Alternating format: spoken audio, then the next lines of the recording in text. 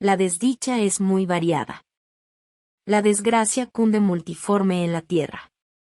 Desplegada por el ancho horizonte, como el arco iris, sus colores son tan variados como los de este, a la vez tan distintos y tan íntimamente unidos. Desplegada por el ancho horizonte como el arco iris. ¿Cómo es que de la belleza ha derivado un tipo de fealdad, de la alianza y la paz, un símil del dolor? Igual que en la ética el mal es consecuencia del bien, en realidad de la alegría nace la tristeza.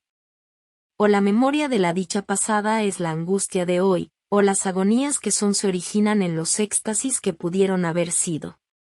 Mi nombre de pila es Egeus, no diré mi apellido. Sin embargo, no hay en este país torres más venerables que las de mi sombría y lúgubre mansión.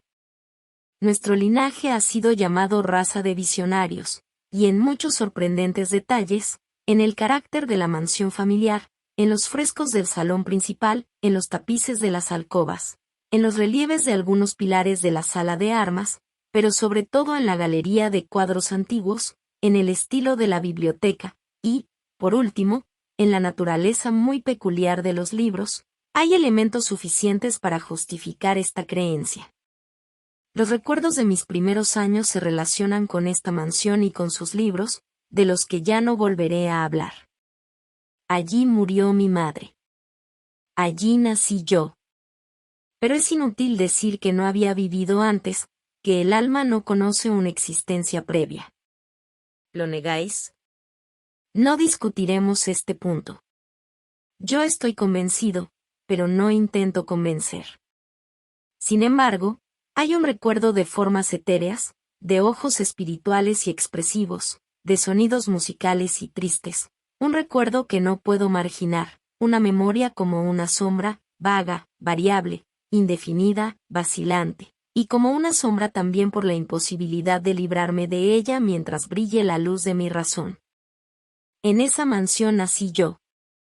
Al despertar de repente de la larga noche de lo que parecía, sin serlo, la no existencia, a regiones de hadas, a un palacio de imaginación, a los extraños dominios del pensamiento y de la erudición monásticos, no es extraño que mirase a mi alrededor con ojos asombrados y ardientes, que malgastara mi niñez entre libros y disipara mi juventud en ensueños.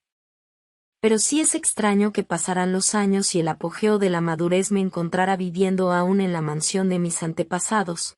Es asombrosa la parálisis que cayó sobre las fuentes de mi vida, asombrosa la inversión completa en el carácter de mis pensamientos más comunes. Las realidades del mundo terrestre me afectaron como visiones, solo como visiones, mientras las extrañas ideas del mundo de los sueños, por el contrario, se tornaron no en materia de mi existencia cotidiana, sino realmente en mi cínica y total existencia. Asterisco asterisco asterisco asterisco asterisco asterisco. Berenice y yo éramos primos y crecimos juntos en la mansión de nuestros antepasados. Pero crecimos de modo distinto, yo, enfermizo, envuelto en tristeza, ella, ágil, graciosa, llena de fuerza. Suyos eran los paseos por la colina, míos, los estudios del claustro, yo, viviendo encerrado en mí mismo, entregado en cuerpo y alma a la intensa y penosa meditación, ella, vagando sin preocuparse de la vida, sin pensar en las sombras del camino ni en el silencioso vuelo de las horas de alas negras. Berenice. Invoco su nombre, Berenice. Y ante este sonido se conmueven mil tumultuosos recuerdos de las grises ruinas. Ah, acude vívida su imagen a mí, como en sus primeros días de alegría y de dicha. Oh encantadora y fantástica belleza. Oh sílfide entre los arbustos de Arnheim. Oh náyade entre sus fuentes. Y entonces todo es misterio y terror, y una historia que no se debe contar. La enfermedad, una enfermedad mortal y cayó sobre ella como el simún, y, mientras yo la contemplaba, el espíritu del cambio la arrasó, penetrando en su mente, en sus costumbres y en su carácter, y de la forma más sutil y terrible llegó a alterar incluso su identidad. ¡Ay! La fuerza destructora iba y venía, y la víctima, ¿dónde estaba? Yo no la conocía, oh, Al menos, ya no la reconocía como Berenice. Entre la numerosa serie de enfermedades provocadas por aquella primera y fatal, que desencadenó una revolución tan horrible en el ser moral y físico de mi prima, hay que mencionar como la más angustiosa y obstinada una clase de epilepsia que con frecuencia terminaba en catalepsia, estado muy parecido a la extinción de la vida, del cual, en la mayoría de los casos, se despertaba de forma brusca y repentina. Mientras tanto, mi propia enfermedad, pues me han dicho que no debería darle otro nombre, mi propia enfermedad, digo, crecía con extrema rapidez, asumiendo un carácter monomaníaco de una especie nueva y extraordinaria, que se hacía más fuerte cada hora que pasaba y, por fin, tuvo sobre mí un incomprensible ascendiente. Esta monomanía, si así tengo que llamarla, consistía en una morbosa irritabilidad de esas propiedades de la mente que la ciencia psicológica designa con la palabra atención. Es más que probable que no me explique, pero temo, en realidad, que no haya forma posible de transmitir a la inteligencia del lector corriente una idea de esa nerviosa intensidad de interés con que en mi caso las facultades de meditación, por no hablar en términos técnicos, actuaban y se concentraban en la contemplación de los objetos más comunes del universo.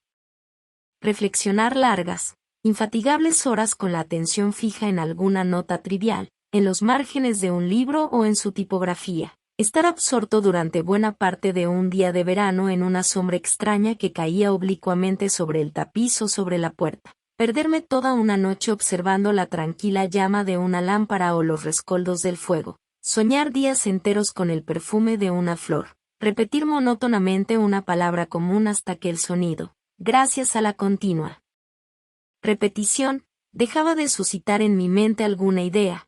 Perder todo sentido del movimiento o de la existencia física, mediante una absoluta y obstinada quietud del cuerpo, mucho tiempo mantenida. Estas eran algunas de las extravagancias más comunes y menos perniciosas provocadas por un estado de las facultades mentales, en realidad no único, pero capaz de desafiar cualquier tipo de análisis o explicación. Pero no se me entienda mal. La excesiva, intensa y morbosa atención, excitada así por objetos triviales en sí, no tiene que confundirse con la tendencia a la meditación, común en todos los hombres, y a la que se entregan de forma particular las personas de una imaginación inquieta. Tampoco era, como pudo suponerse al principio, una situación grave ni la exageración de esa tendencia, sino primaria y esencialmente distinta, diferente. En un caso, el soñador o el fanático, interesado por un objeto normalmente no trivial, lo pierde poco a poco de vista en un bosque de deducciones y sugerencias que surgen de él, hasta que, al final de una ensoñación llena muchas veces de voluptuosidad, el incitamentum o primera causa de sus meditaciones desaparece completamente y queda olvidado. En mi caso, el objeto primario era invariablemente trivial, aunque adquiría, mediante mi visión perturbada, una importancia refleja e irreal. Pocas deducciones, si había alguna, surgían, y esas pocas volvían pertinazmente al objeto original como a su centro. Las meditaciones nunca eran agradables, y al final de la ensoñación, la primera causa, lejos de perderse de vista, había alcanzado ese interés sobrenaturalmente exagerado que constituía el rasgo primordial de la enfermedad. En una palabra, las facultades que más ejercía la mente en mi caso eran, como ya he dicho, las de la atención, mientras que en el caso del soñador son las de la especulación. Mis libros, en esa época, si no servían realmente para aumentar el trastorno, compartían en gran medida, como se verá, por su carácter imaginativo e inconexo, las características peculiares del trastorno mismo. Puedo recordar, entre otros, el tratado del noble italiano Coelho Secandes Curio, de Amplitudini Vieti Regni Dei, la grandeza del reino santo de Dios, la gran obra de San Agustín, de Civitate Dei, la ciudad de Dios, y la de Tertuliano, de Carne Christi, la carne de Cristo, cuya sentencia paradójica, mortus est Dei filies, credibile est quia ineptum est, et sepultus resurrexit, certum est quia impossibile est, ocupó durante muchas semanas de inútil y laboriosa investigación todo mi tiempo. Así se verá que, arrancada, de su equilibrio solo por cosas triviales, mi razón se parecía a ese peñasco marino del que nos habla Ptolomeo Hefestión, que resistía firme los ataques de la violencia humana y la furia más feroz de las aguas y de los vientos, pero temblaba a simple contacto de la flor llamada asfódelo. Y aunque para un observador desapercibido pudiera parecer fuera de toda duda que la alteración producida en la condición moral de Berenice por su desgraciada enfermedad me habría proporcionado muchos temas para el ejercicio de esa meditación intensa y anormal, cuya naturaleza me ha costado bastante explicar, sin embargo no era este el caso. En los intervalos lúcidos de mi mal, la calamidad de Berenice me daba lástima, y, profundamente conmovido por la ruina total de su hermosa y dulce vida, no dejaba de meditar con frecuencia, amargamente, en los prodigiosos mecanismos por los que había llegado a producirse una revolución tan repentina y extraña. Pero estas reflexiones no compartían la idiosincrasia de mi enfermedad, y eran como las que se hubieran presentado, en circunstancias semejantes, al común de los mortales. Fiel a su propio carácter, mi trastorno se recreaba en los cambios de menor importancia, pero más llamativos, producidos en la constitución física de Berenice, en la extraña y espantosa deformación de su identidad personal. En los días más brillantes de su belleza incomparable no la amé. En la extraña anomalía de mi existencia, mis sentimientos nunca venían del corazón, y mis pasiones siempre venían de la mente. En los brumosos amaneceres, en las sombras entrelazadas del bosque al mediodía y en el silencio de mi biblioteca por la noche ella había flotado ante mis ojos, y yo la había visto, no como la Berenice viva y palpitante, sino como la Berenice de un sueño, no como una moradora de la tierra, sino como su abstracción, no como algo para admirar, sino para analizar, no como un objeto de amor, sino como tema de la más abstrusa aunque inconexa especulación. Y ahora temblaba en su presencia y palidecía cuando se acercaba. Sin embargo, lamentando amargamente su decadencia y su ruina, recordé que me había amado mucho tiempo, y que, en un momento aciago, le hablé de matrimonio. Y cuando, por fin, se acercaba la fecha de nuestro matrimonio, una tarde de invierno, en uno de esos días intempestivamente cálidos, tranquilos y brumosos, que constituyen la nodriza de la bella Alcione, estaba yo sentado, y creía encontrarme solo, en el gabinete interior de la biblioteca y, al levantar los ojos, vi a Berenice ante mí. Fue mi imaginación excitada, la influencia de la atmósfera brumosa, la incierta luz crepuscular del aposento, los vestidos grises que envolvían su figura los que le dieron un contorno tan vacilante e indefinido. No sabría decirlo. Ella no dijo una palabra, y yo por nada del mundo hubiera podido pronunciar una sílaba. Un escalofrío helado cruzó mi cuerpo, me oprimió una sensación de insufrible ansiedad, una curiosidad devoradora invadió mi alma, y, reclinándome en la silla, me quedé un rato sin aliento, inmóvil, con mis ojos clavados en su persona. ¡Ay! Su delgadez era extrema, y ni la menor huella de su ser anterior se mostraba en una sola línea del contorno. Mi ardiente mirada cayó por fin sobre su rostro. La frente era alta, muy pálida, y extrañamente serena. Lo que en un tiempo fuera cabello negro azabache caía parcialmente sobre la frente y sombreaba las sienes hundidas con innumerables rizos de un color rubio reluciente, que contrastaban discordantes, por su matiz fantástico, con la melancolía de su rostro. Sus ojos no tenían brillo y parecían sin pupilas, y esquivé involuntariamente su mirada vidriosa para contemplar sus labios, finos y contraídos. Se entreabrieron, y en una sonrisa de expresión peculiar los dientes de la desconocida Berenice se revelaron lentamente a mis ojos. Quiera Dios que nunca los hubiera visto o que, después de verlos, hubiera muerto. Asterisco, asterisco, asterisco, asterisco, asterisco, asterisco. El golpe de una puerta al cerrarse me distrajo, y, al levantar la vista, descubrí que mi prima había salido del aposento. Pero de los desordenados aposentos de mi cerebro, no había salido ni se podía apartar el blanco y horrible espectro de los dientes. Ni una mota en su superficie, ni una sombra en el esmalte, ni una mella en sus bordes había en los dientes de esa sonrisa fugaz que no se grabara en mi memoria.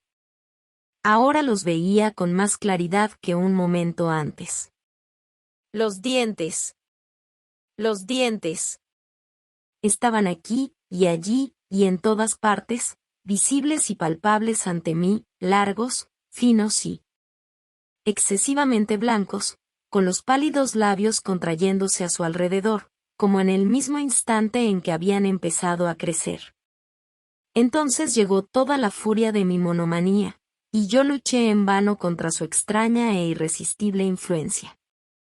Entre los muchos objetos del mundo externo solo pensaba en los dientes. Los anhelaba con un deseo frenético. Todas las demás preocupaciones y los demás intereses quedaron supeditados a esa contemplación. Ellos eran los únicos que estaban presentes a mi mirada mental, y en su insustituible individualidad llegaron a ser la esencia de mi vida intelectual. Los examiné bajo todos los aspectos. Los vi desde todas las perspectivas. Analicé sus características. Estudié sus peculiaridades. Me fijé en su conformación. Pensé en los cambios de su naturaleza. Me estremecí al atribuirles, en la imaginación, un poder sensible y consciente y, aun sin la ayuda de los labios, una capacidad de expresión moral. De Mademoiselle Sayé se ha dicho con razón que tous es passé taillant des sentiments, y de Berenice yo creía seriamente que tous ses dents se taillant des idées. Des idées. Ah, este absurdo pensamiento me destruyó. Des idées. Ah, por eso los codiciaba tan desesperadamente. Sentí que solo su posesión me podría devolver la paz, devolviéndome la razón. Y la tarde cayó sobre mí, y vino la oscuridad, duró y se fue, y amaneció el nuevo día, y las brumas de una segunda noche se acumularon alrededor, y yo seguía inmóvil, sentado, en aquella habitación solitaria, y seguí sumido en la meditación, y el fantasma de los dientes mantenía su terrible dominio, como si, con una claridad viva y horrible, flotara entre las cambiantes luces y sombras de la habitación. Al fin irrumpió en mis sueños un grito de horror y consternación, y después, tras una pausa, el ruido de voces preocupadas, mezcladas con apagados gemidos de dolor y de pena. Me levanté de mi asiento y, abriendo las puertas de la biblioteca, vi en la antesala a una criada, deshecha en lágrimas, quien me dijo que Berenice ya no existía. Había sufrido un ataque de epilepsia por la mañana temprano, y ahora, al caer la noche, ya estaba preparada la tumba para recibir a su ocupante, y terminados los preparativos del entierro. Me encontré sentado en la biblioteca, y de nuevo solo. Parecía que había despertado de un sueño confuso y excitante. Sabía que era medianoche y que desde la puesta del sol Berenice estaba enterrada. Pero no tenía una idea exacta, o por lo menos definida, de ese melancólico periodo intermedio. Sin embargo, el recuerdo de ese intervalo estaba lleno de horror, horror más horrible por ser vago, terror más terrible por ser ambiguo. Era una página espantosa en la historia de mi existencia, escrita con recuerdos siniestros, horrorosos, ininteligibles. Luché por descifrarlos, pero fue en vano. Mientras tanto, como el espíritu de un sonido lejano, un agudo y penetrante grito de mujer parecía sonar en mis oídos. Yo había hecho algo. Pero, ¿qué era? Me hice la pregunta en voz alta y los susurrantes ecos de la habitación me contestaron. ¿Qué era? En la mesa, a mi lado, brillaba una lámpara y cerca de ella había una pequeña caja. No tenía un aspecto llamativo, y yo la había visto antes, pues pertenecía al médico de la familia. Pero, ¿cómo había llegado allí, a mi mesa y por qué me estremecí al fijarme en ella? No merecía la pena tener en cuenta estas cosas, y por fin mis ojos cayeron sobre las páginas abiertas de un libro y sobre una frase subrayada. Eran las extrañas pero sencillas palabras del poeta Ibn Sayyad, dicebant mi isodales, si sepulcrum amicae visitarem, curas meas aliquantulum for levatas 3. ¿Por qué, al leerlas, se me pusieron los pelos de punta y se me heló la sangre en las venas? Sonó un suave golpe en la puerta de la biblioteca y, pálido como habitante de una tumba, un criado entró de puntillas. Había en sus ojos un espantoso terror y me habló con una voz quebrada, ronca y muy baja. ¿Qué dijo? Oí unas frases entrecortadas. Hablaba de un grito salvaje que había turbado el silencio de la noche, y de la servidumbre reunida para averiguar de dónde procedía, y su voz recobró un tono espeluznante, claro, cuando me habló, susurrando, de una tumba profanada, de un cadáver envuelto en la mortaja y desfigurado, pero que aún respiraba, aún palpitaba, aún vivía. Señaló mis ropas, estaban manchadas de barro y de sangre. No contesté nada, me tomó suavemente. La mano tenía huellas de uñas humanas. Dirigió mi atención a un objeto que había en la pared, lo miré durante unos minutos, era una pala. Con un grito corrí hacia la mesa y agarré la caja. Pero no pude abrirla, y por mi temblor se me escapó de las manos, y se cayó al suelo, y se rompió en pedazos, y entre estos, entrechocando, rodaron unos instrumentos de cirugía dental, mezclados con 32 diminutos objetos blancos, de marfil, que se desparramaron por el suelo.